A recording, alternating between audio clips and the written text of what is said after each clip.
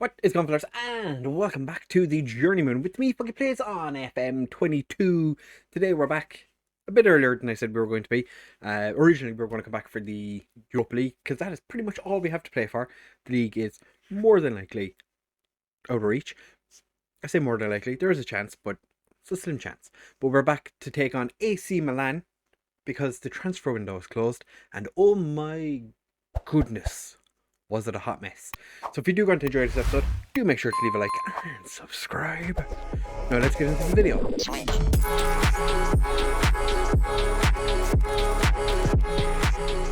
Right, fellas, so like I said, we're taking on AC Milan in today's episode, but we're going to be looking at what's more important, the transfer window, which, it was a hot mess.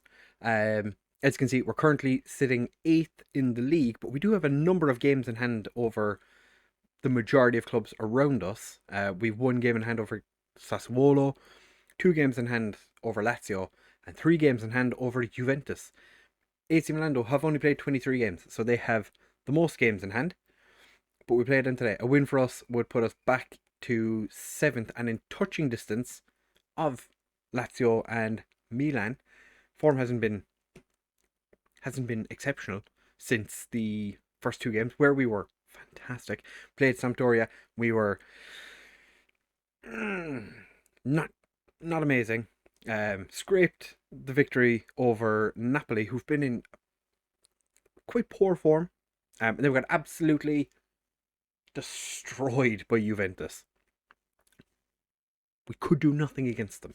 But we're taking on AC Milan and then Lazio in the next 2 games, quite important games for us, and then relegation fodder Parma before we come back to take on whoever we draw in the Europa League second knockout round, which hasn't been drawn yet. So potentially could get the draw in the... I actually don't think so. I don't think that's a possibility at the moment. But like I said, transfers have been interesting. Valentini really wanted to leave. Monaco came in. I think this was the second offer they came in with. The Direct Football rejected both offers, and he threw up a stink. He's requested to leave, doesn't want to be here anymore, and he's playing like he doesn't want to be here anymore. So he's going to be sitting this game out. I think the Direct Football put a price of 44 or 40, it was 40 something million on him anyway. Nobody wanted to pay it, so he's throwing a strap, and I can't fix it. He actively dislikes me. If we go to hierarchy, he opposes me, which is a problem because he's quite an influential player, but that's neither here nor there. Don't have to worry about it. Just not going to play him. We did sign some players, and oh boy, has it been an interesting one. So we come back to Rafael in just a second. We brought in Nicolas Rodriguez, who is a centre-back from Boca. They keep wanting me to play him as a left wing-back. He has 5 crossing. This guy is a centre-back, and that is all there is to it. He's played a few games. We haven't had he's actually been pretty good. He's played in the left side and the central of our defensive 3, and he's done pretty decently well. Then we went and signed the pièce de résistance. The guy's been pretty bang average at absolute best. I think we played him once, but he is a South Sudanese international. He was a wonder kid. He was a wonder kid. Yeah, wonder kid. South Sudanese, born in South Sudan. We paid a significant sum of money for him, but as you can see, it was shocking. He played a 6.3 on his debut, which was not ideal. Potentially rising to 27.5 million. I have no idea what he has to do to get there, but we got a South Sudan. When I saw this guy pop up, I was like, how are we going to get this guy to play? And because I didn't realize he was part Portuguese, but he has come in, and he is a left back option for us. He's pretty decent attribute wise, not quite there just yet. We also signed Elisor Pulgarin, an attacking midfielder from Colombia, for 10 million from Inter, who actually played him a bit, but he's not got Italian, so he's a non-EU player, which has scuppered things slightly. He could be the next James Rodriguez. Not so sure. We signed David Kufal, who you might remember from our Slovan Liberec time, the time we had there. 4.5 million from Victoria Pulsen. I was kind of surprised that this guy got linked to join us because, as you can see, never really been a great player. Like he was a decent player, but I don't think he was 4.5 million good. I think it was like a release clause, but he's gone back on loan to Victoria Pulsen, having played 19 and scored 5. He's now gone back and scored 3 in 3 games. So the move to Atalanta definitely helped him. We'll see how he gets on next season. Urbanski is just a trash tier goalkeeper, backup at best. It's whatever. I think he was actually first choice this season, and we stole him away. And then this random Romanian centre back who's not terrible. He's also not fantastic. Hasn't made his league debut yet. Came off the bench in the cup game against Napoli. As you can see, he was having an absolute fantastic season for Lokomotiv Moscow, playing a 6.65, and we paid a lot of money for him. So the one player I haven't shown you yet is a centre back who I was quite excited when I saw his attributes. Rafael, non-EU. We signed him. Didn't have an EU slot available. I'm assuming the Direct Football does not care about non-EU slots. Paying 89,000 a week, and we cannot play him. I was like, we just play him in the Europa League. No, you can't play him at all. So this guy came in, it's an expensive deal. He's just going to have to sit there for the rest of the year. But he's a very good player. So when we get the opportunity to play him next season, he'll be pretty good. But I did transfer list a non-EU player in the hopes that we'd be able to do something. Unfortunately, didn't quite work out the way I had hoped. As you can see, we were quite busy in January. We took over around the time Jim City left, but we loaned out a bunch of players, sold a bunch of one of my favourite players' names, Bully Jallo, got on loan to Cesena. So interesting to see who he gets on. Ricard Sanchez went to Zenit, just a terrible right back.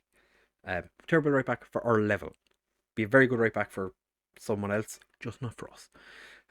Giuseppe Romeo, don't care about him. Bunch of players went out on loan. Sold our homegrown goalkeeper. This guy had only ever been a full-time Atalanta player. Never played a game for us. He's gone to AC Milan for 130,000. Could have probably done with him in our Europa League squad. But I think there was 3 clubs came in for him. And I was kind of thinking, maybe the Direct Football shouldn't have accepted the offers because it was Milan, Roma, and I think Juventus. But he went to AC Milan, who we're playing today. Pedro Diaz was the goalkeeper that I sold in the hopes that I could get Rafael registered because he joined us, never played. Transfer listed him. Cristal came in for him, and our Sporting Cristal, club I managed a couple of years ago in FM, paid 700k for him. I think that's fantastic. We'll be able to register Rafael now. Same day, the Colombian came in. He took the non-EU slot, so we lost the non-EU slot. Alex Kral did eventually leave. Threw up a stink. Went to Arsenal for 21 million. I was so very disappointed. So we brought in a few good players. Brought in 7 in total. 3 are good. One of those 3 can't play, which is not ideal. But yeah, finance wise, we are up shit's creek. We're after hemorrhaging money. Still have transfer budget left over, a decent amount of wage budget, but we've nothing to can't really spend it on anything. So that's not ideal. We still don't have our Europa League team for the next round, but Slovan Liberec did beat Genk in the first round, so the dream is still alive. Yeah, you're not going to see the draw, but we're going to go into the game against AC Milan now. And we are going to go through the team as they are starting. So we do have an injury to Diogo Silvestre. He's out for 2 to 4 weeks with a twisted ankle, which is not ideal. And it would be fantastic to have Rafael available, but we don't. I think he's playing for the under-20s. Yeah, I've made him available for the under-20s just to try and keep him some way fit. Pessina is still unhappy because he wants to play in the Champions League, as is Valentini. So it's not fantastic, it's not ideal, but we're going through. Pessina's been recently, but I don't really have anyone else that I trust to play in attacking midfield at the minute. Like I've given Polargan and Tanko games occasionally, not done fantastically. Our biggest issue at the moment is right back because Curzon not been great either. So it's not great, but we're giving Doku a chance to redeem himself by playing on the left today.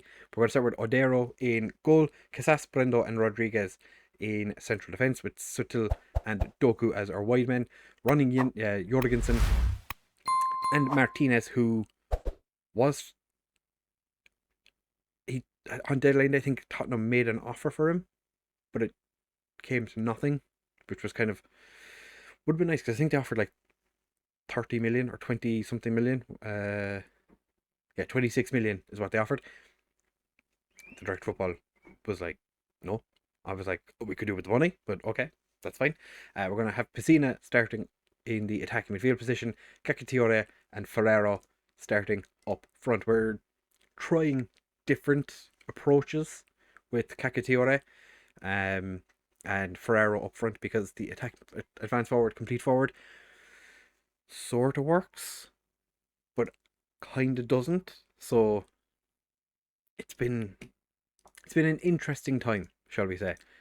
We did play, I think it was pressing forward and complete forward in one of the games, and it was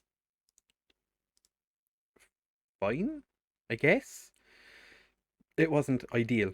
Things didn't really click, so we're just trying things out, just seeing, Doku, South Sudanese wonder kid, who, like, I've never seen a South Sudanese wonder kid. Leave a comment down below. What's the weirdest nationality you've seen a wonder kid come from? Not weirdest. That's the wrong word. Unusual in terms of Football Manager.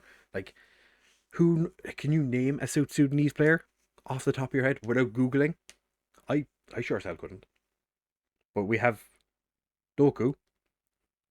Unfortunately, was that his first AC Milan goal. This is kind of how it's been going against, especially with the game against Juventus. Really didn't go according to plan. I think a lot of it has to do with. I thought we were going to concede a second one from a set piece. Going for Ferrero. Oh, Mendy just gets there. Yeah, it's been difficult to watch. The last three games. Kudus is offside. No, he's just super fast, I guess. But yeah, the last 3 games have been difficult to watch. They're the team just doesn't seem to be as cohesive. Are they going to send off Tonali getting sent off? No. Tonali gets booked. Okay, that's fine. He's on a yellow card. We're just going to push out. They're playing Kessie as a ball-winning midfielder. The one thing we do seem to struggle with is our strikers just getting involved in the game.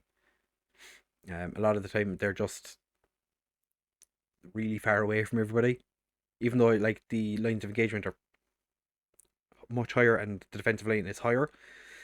They never seem to be anywhere near like another Atalanta player.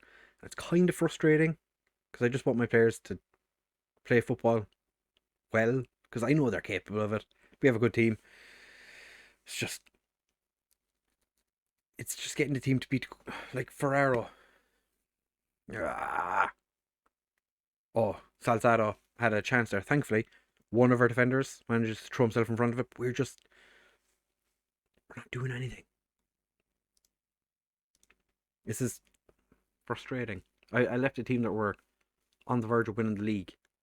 Okay, we're gonna change the front two just a smidge.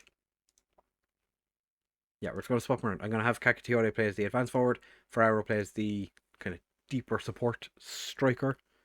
See if we can get them more involved because they're just not playing well at all. And as I keep saying, our right wing back is just always really bad. I don't know. I don't understand. Suttel isn't playing well when he's there. Carol Moore, I think that's his name. He's not playing well when he's there. It's just nobody wants to play well on the right side. So I'm gonna have to. We don't even have like a good young right wing back option coming through. We do have a youth intake next month, which will be fun, but we are just quite easily taken to pieces here, and this is not ideal. This is not how I was hoping this game was going to go. I was hoping the lads would turn around and be like, do you know what? We were shocking in the last game. We're going to step up and play actual football. But no. Oh, this is... I did tweak the tactic ever so slightly from in the game against Juventus. So I thought maybe that was the problem because I had the playmaker in central midfield rather than attack midfield. But like Pessina, we haven't seen him at all. We haven't seen the strikers.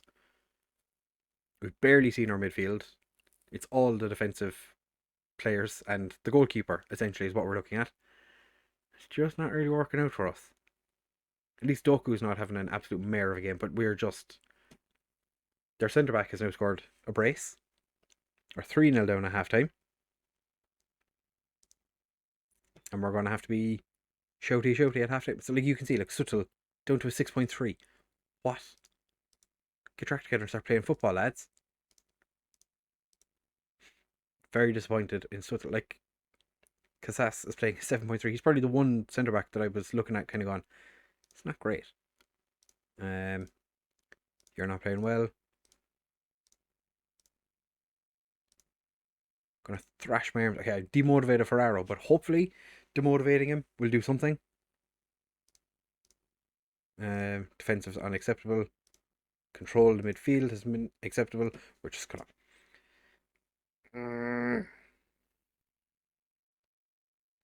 It's like the striker, we've had 3 shots. 1 on target.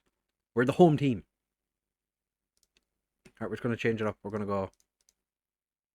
Maybe don't focus play down. But we're going to hit early crosses. Play more direct. Change the tempo completely.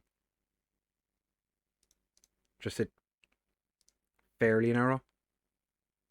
Why are we doing low crosses? Mixed crosses.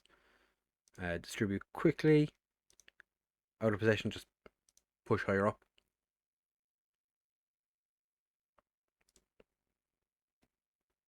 And shout at the players. Tonali steps up. We know he's pretty good at taking a free kick. Thankfully, we got away with that one. Ferraro just goes for a bit of a jog. Oh, Martinez gets the ball across. Pessina.